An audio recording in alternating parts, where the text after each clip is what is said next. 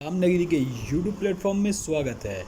जैसा कि आपके लिए फिर मैं एक नई हिंदी साहित्य व्याकरण की सीरीज़ लेकर आया हूँ। मोस्ट इम्पॉर्टेंट सीरीज़ 33 छपले वाली सीरीज़, जिसको हम कहते हैं सिलेक्शन दिलाने वाली सीरीज़। ये ऐसे क्वेश्चन होते हैं जो आपके लिए रामबाण सिद्ध होंगे। आपकी एग्ज़ाम परीक्षा में आपके लिए बहुत ही महत्वपूर्ण ये सीरीज़ है। इससे पहले 32 सीरीज़ हो चुकी है और 4 लेक्चर हो चुके हैं। अगर आपने उनको नहीं देखा तो आप चैनल पे जाइए, उनको देखिए। अगर एक भी प्रैक्टिस सीरीज़ छूटी तो समझिए आपका एक एक क्वेश्चन छूटा। सेक्शन दिलाने वाली क्लास है तो इसका मतलब इसके क्वेश्चन भी बहुत ही इंपॉर्टेंट होंगे। तो चलिए, अगर आप चैनल पे नए हैं तो चैनल को जल्दी से सब्सक्राइब करिए, लाइक करिए, शेयर करिए। सब्सक्राइब करने के बाद, अगर सब्सक्राइब करेंगे तभी हमारी क्लास की वीडियो की नोटिफिकेशन आपके पास आएगी, और उसके बाद बेल आइकन दबा देंगे तो वो नोटिफिकेशन अपने समय पर आएगी। ठीक है, तो यहाँ पे स्टार्ट करते हैं। हमारी क्लास आप जानते हैं 3 बजे और 7 बजे। अगर 3 बजे नहीं होती तो फिर 7 बजे होती है। यही 2 समय है क्लास होने का। ठीक है, और शाम को क्विज होने का। और इसकी पीडीएफ वगैरह हमारे यूपी एग्ज़ाम नगरी यूपी टेट और पेट वाले ग्रुप में, या एग्ज़ाम नगरी यूपी टीजीटी वाले ग्रुप में आपको ये मिल जाएगी। तो भैया ये क्लास देखिए, टीजीटी पीजीटी के लिए महत्वपूर्ण। उसके अलावा DSSB, Jharkhand TGT PG, Bihar TGT, Madhya Pradesh TGT PG, कोई भी स्टेट का टीजीटी पीजीटी हो, या एआरओ हो, आरओ हो, या डीएसएसबी का कोई भी एग्ज़ाम हिंदी से रिलेटेड, उसके लिए बहुत इंपॉर्टेंट क्लास है। चलिए स्टार्ट करते हैं। चैनल पे नए, चैनल को लाइक करिए, सब्सक्राइब शेयर करें। किस नाटककार ने अपने नाटकों के लिए रंगमंच को अनिवार्य नहीं माना? 50 क्वेश्चन सीरीज़ है भैया। ये कथन कभी पूछिए, हमेशा क्वेश्चन पूछता है। 4 विकल्प दे देंगे, उसमें एक विकल्प सही होगा। ऐसे तो किसने नहीं माना है, अनिवार्य नहीं माना रंगमंच के लिए? क्वेश्चन आ चुका है। अगर नहीं विश्वास, आप टीजीटी पीजी अपने प्रीवियस क्वेश्चन मैंने कराए भी हैं 2021 का, वो देख लीजिए। उससे पहले के देख लीजिए, उस पर है।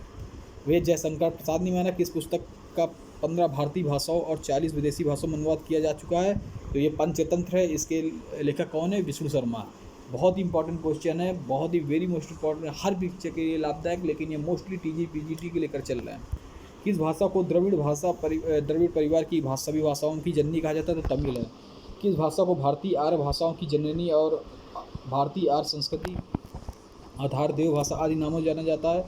तो भैया संस्कृत है। किस युग को चालकोलिथिक एज कहा जाता है? भैया ताम्रपाषाण युग को कहा जाता है। ताम्रपाषाण युग। किसकी रचना सर्वाधिक टीकाएँ लिखी गई? तो बिहारी सस्सई की ज़्यादा टीकाएँ लिखी गई हैं। कुतच के रचयिता कौन? Hazari Prasad Dwivedi. Very most important, कई बार एग्ज़ामों में देखने को मिला है। और ये ऐसे क्वेश्चन जो एग्ज़ामों में हर बार रिपीट होते हैं, और इनको रिपीट होना है ही है क्योंकि इतने इंपॉर्टेंट है। तो क्लास को लास्ट तक देखिएगा।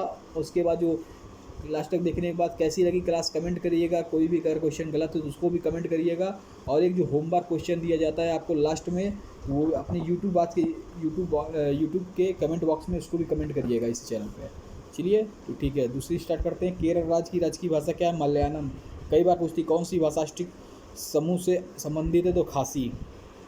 मेघालय की। खड़ी बोली के सर्वप्रथम लोकप्रिय कवि माने जाते हैं? तो अयोध्या सिंह उपाध्याय, हरिऔध।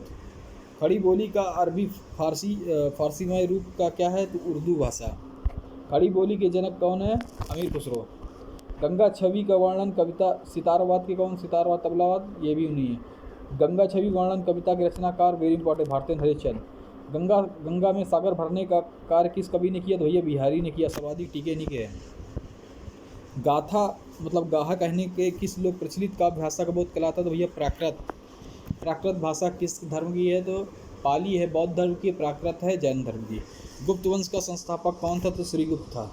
गोदान किसकी कृति थी? प्रेमचंद। गौतम बुद्ध ने अपने उपदेशों का सबसे अधिक किस स्थान पर दिया? सरस्वती में दिया है। ठीक है। घनिष्ठ की शुद्ध उत्तरावस्था क्या? घनिष्ठर।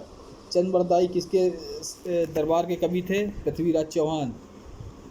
कबीर किसके थे? सिकंदर लोदी, जिसने आगरा की स्थापना की, शहर की। तुलसीदास, अकबर। ठीक है। चंदन विश्व व्यापक नहीं लिपटे रहा। इस प्रस्तुत पंक्ति के रचयिता कौन है? रहीम है। चरणदास चोर किसकी नाटकृति है? भैया ये चरणदास चोर हबीब तनवीर की है। वेरी मोस्ट इंपॉर्टेंट, एक एक क्वेश्चन महा मोस्ट इंपॉर्टेंट है। चांद का मुंह टेढ़ा काव्य के रचयिता कौन है? भैया तो गजानन माधव। मुक्तिबोध। देखिए हर एक क्वेश्चन में आपके लिए लाता हूँ तो पूछ लेता हूँ, मुक्तिबोध का पूरा नाम क्या है? ऐसे मुक्तिबोध देता है। इनका पूरा नाम गजानन माधव। पूछ ले मुक्तिबोध किसका नाम है उपनाम? भैया गजानन माधव का। चारु शब्द की शुद्ध भावात्मक संज्ञा क्या है भैया? चारु शब्द की भावात्मक चारुता है। चिंतामणि के रचयिता कौन है? तो भैया रामचंद्र शुक्ल है चिंतामणि के रचयिता। वेरी मोस्ट इम्पॉर्टेंट है। चीनी यात्री हेन सांग सर्वप्रथम किस भारतीय के राज्य पहुंचा? तो कपिसा पहुंचा। चीनी तिब्बत भाषा समूह की भाषाओं के बोलने वालों को क्या कहा जाता है भैया? चीनी तिब्बती भाषा समूह जो बोलते हैं उन्हें निषाद कहते हैं। छायावाद के प्रवर्तक का क्या नाम है भैया? छायावाद के प्रवर्तक का नाम very most important Jaishankar Prasad. Janmejay का नागयज्ञ किसकी रचना है? जन्मेजय का नागयज्ञ जयशंकर। जैसे ट्रिक देखते हैं, जैसे जन्मेजय जैसे जयशंकर प्रसाद। देवनागरी लिपि को किस रूप में स्वीकार किया? तो ये 14 सितंबर। और अंतर्राष्ट्रीय हिंदी दिवस 10 जनवरी। ठीक है, 1914 से 1949 किया गया था।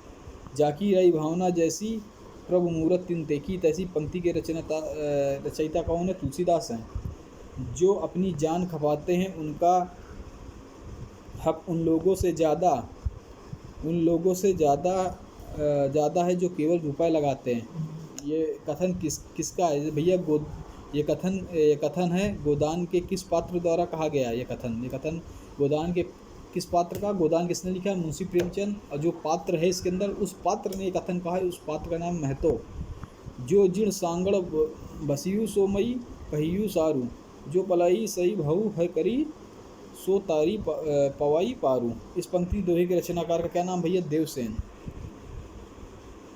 ज्ञानपीठ पुरस्कार किस क्षेत्र में श्रेष्ठ कार्य करने के लिए आता है? तो साहित्य के क्षेत्र में। ज्ञानमार्गी शाखा के कवियों को किस नाम से जानते हैं, पुकारा जाता है? संत कवि। संत कवि में कौन सा है? कबीरदास। झरना काव्य संग्रह के रचयिता कौन भैया? तो झरना के भी हैं जयशंकर प्रसाद। झरना के हैं अगर जयशंकर प्रसाद, तो आंसू के बताइए, आंसू किसने लिखी है? आंसू के लेखक कौन है? कमेंट बॉक्स में कमेंट करिए।